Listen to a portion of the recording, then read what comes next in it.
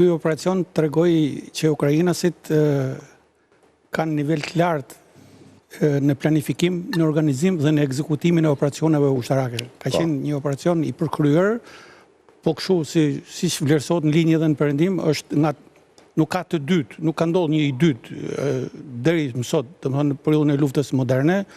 Është një operacion që ka ngrënë shumë kohë për të përgatitur.